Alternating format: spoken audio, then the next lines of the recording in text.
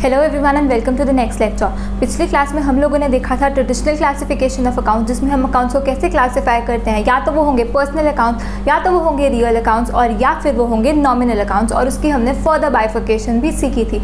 इस क्लास में हम लोग जो है जर्नल का टॉपिक स्टार्ट करेंगे, पर जर्नल स्टार्ट करने से पहले एक चीज़ है जो हमने पोस्टपोन करी थी जर्नल के लिए, जो कि क्या था, डबल एंट्री बुक कीपिंग। तो सबसे पहले हम सीखेंगे कि ये डबल एंट्री बुक कीपिंग होता क्या है। Double entry book keeping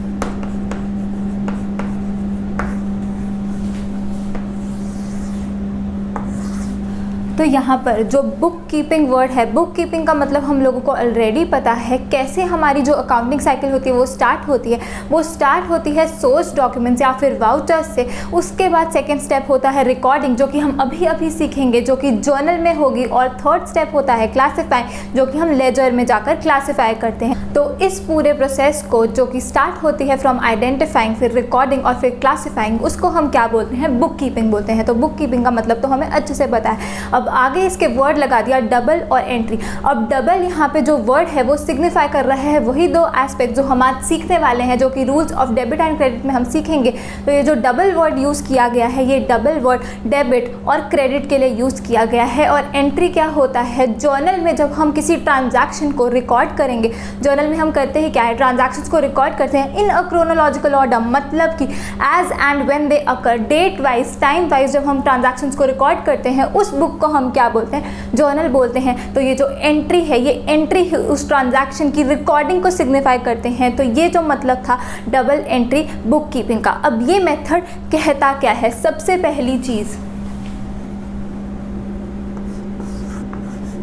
at least 2 accounts are involved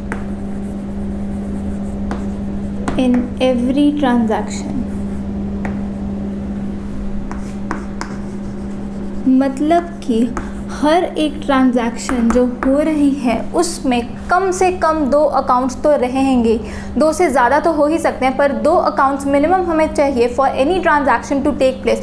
जैसे कि हमने अकाउंटिंग इक्वेशन चैप्टर में अच्छे से देख लिया था, जब हमें फुल फ्लेजेड क्वेश्चन मिला था अकाउंटिंग इक्वेशन का, जिसमें ट्रांजैक्शंस दी हुई थी, वहाँ हमने देखा था कि कोई भी ट्रांजैक्शन हो रही है, जैसे कि ओनर पैसा ला रहा है बिजनेस में लगाने के लिए, तो तब क्या था, कैश अकाउंट और कैपिटल अकाउंट, ये 2 अकाउंट इफेक्ट हो रहे थे। ऐसे ही फर्नीचर खरीद के ला रहा है तो फर्नीचर अकाउंट और कैश अकाउंट, ये 2 अकाउंट इफेक्ट हो रहे थे। और ऐसे ही आगे जाके अकाउंटिंग इक्वेशन में हमने वो वाला क्वेश्चन भी देखा था जिसमें एक ट्रांजैक्शन में 2 से ज़्यादा अकाउंट्स इफेक्ट हो रहे थे। तो वहाँ पे हमें अच्छे से पता चल गया था कि हर एक ट्रांजैक्शन के होने के लिए कम से कम 2 अकाउंट्स तो चाहिए ही चाहिए। तो सबसे पहली चीज़ जो double entry book keeping system बोलता है वो ये है कि at least 2 accounts are required for any transaction to take place.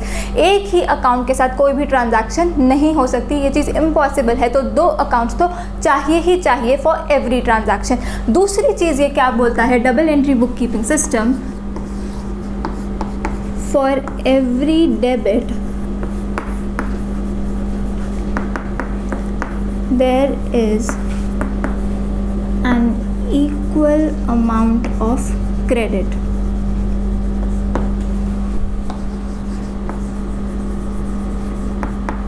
अब सेकंड में यहाँ पर लिखा है हर डेबिट की अमाउंट जो होगी वो इक्वल होगी किसके, क्रेडिट की अमाउंट की।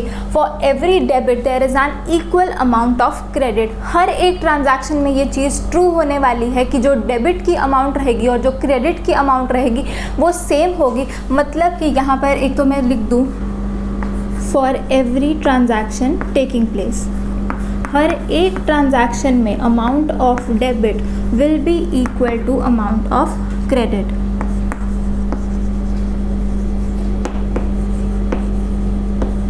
तो यहाँ पे हम इसका मतलब भी लिख देते हैं कि फॉर एवरी ट्रांजैक्शन क्या होने वाला है, टोटल ऑफ डेबिट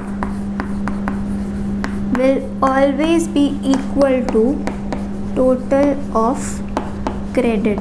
ये हमेशा ही सेम रहे कभी भी ये चेंज नहीं होने वाला, हर ट्रांजैक्शन के लिए भी सेम रहेगा और इन टोटलिटी भी आगे जाके हम देखेंगे वो टोटल हमने किस चीज़ का करना है। और इन टोटलिटी भी क्या होता है, ये डेबिट की अमाउंट और क्रेडिट की अमाउंट ये सेम ही होती हैं। क्यों ऐसा होता है, क्योंकि हर ट्रांजैक्शन में जब डेबिट और क्रेडिट की अमाउंट इक्वल होने वाली है तो जो टोटल होगा सारे ट्रांजैक्शंस का वो भी क्या होगा, total of debit will be equal to total of credit.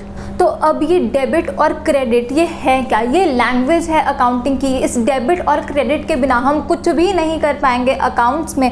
ये बस दो एस्पेक्ट्स हैं जो हर चीज़ की होंगी। तो इसे समझना कैसे है, जैसे पुराने ज़माने में वेइंग स्केल होता था जिसके दो साइड्स रहते थे जिसको पलड़े बोलते थे। तो वो जो दो पलड़े होते थे जब उनका जो भार होता था वो इक्वल होता था तो ही कहते थे कि सही से वो चीज़ उन्होंने मेजर कर ली है। इसी तरीके से अकाउंट्स में क्या है, ये डेबिट और ये क्रेडिट क्या है, ये वेइंग स्केल है हमारा अकाउंटेंसी का जिसकी दो साइड्स रहती है, एक तो डेबिट एक तो क्रेडिट, और दोनों क्या होनी चाहिए, दोनों इक्वल होनी चाहिए। डेबिट और क्रेडिट को भी हम अच्छे से समझेंगे। तो अब यहाँ पे सबसे पहले हम बस एक चीज़ समझ लेते हैं क्या, कि जो डेबिट है उसको हम पूरा DEBIT नहीं लिखने वाले, हम उसको कैसे सिंबलाइज करते हैं, DR. अब ये डॉक्टर नहीं है, ये असल में R तो यहाँ पे कहीं पे भी नहीं आता डेबिट में, पर ये किसी और लैंग्वेज से उठाया गया है। इटालियन लैंग्वेज में इस डेबिट को क्या बोलते होते थे, डेबिटर बोलते हैं इसको, ये है इटालियन लैंग्वेज।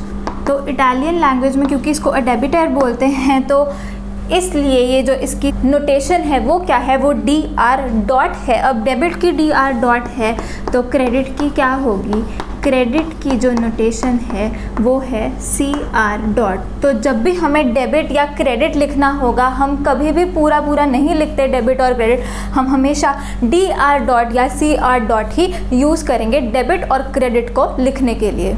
तो अब आगे से हमें जब भी डेबिट या क्रेडिट लिखना होगा हम कैसे लिखेंगे, एक तो D कैपिटल लिखना है, R आपको स्मॉल लिखना है और उसके बाद डॉट लगाना है, और ऐसे ही C कैपिटल और R स्मॉल और उसके बाद डॉट लगेगा। तो debit is equal to DR. और क्रेडिट क्या होता है, CR. होता है। इसको हम बॉक्स में डाल देते हैं। तो अब ये जो double entry book keeping system है जो कि बोलता है at least 2 accounts are required for any transaction to take place, मतलब कि कम से कम 2 अकाउंट्स तो हमें चाहिए ही चाहिए कोई भी ट्रांजैक्शन करवाने के लिए। और दूसरी चीज़ वो क्या बोलता है, जो अमाउंट ऑफ डेबिट होता है is equal to the amount of credit, किस में, हर ट्रांजैक्शन में भी और इन टोटलिटी में भी। डेबिट का total will always be equal to credit का टोटल। तो ये सिस्टम सबसे पहले किसने डिस्कवर किया था, ये किया था लूका पेक्योली ने।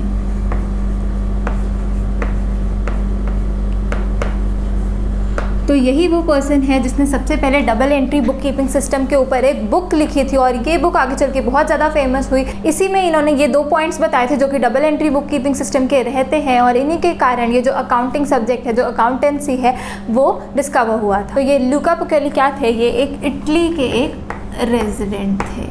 तो ये एक इटालियन रेजिडेंट थे जिन्होंने double entry book keeping system को खोजा था। तो सबसे पहले आप लोग इतना नोट कर लो और उसके बाद हम लोग rules of debit and credit सीखते हैं, मतलब कि जर्नल जो है असल में अब हम लोग शुरू करने वाले हैं।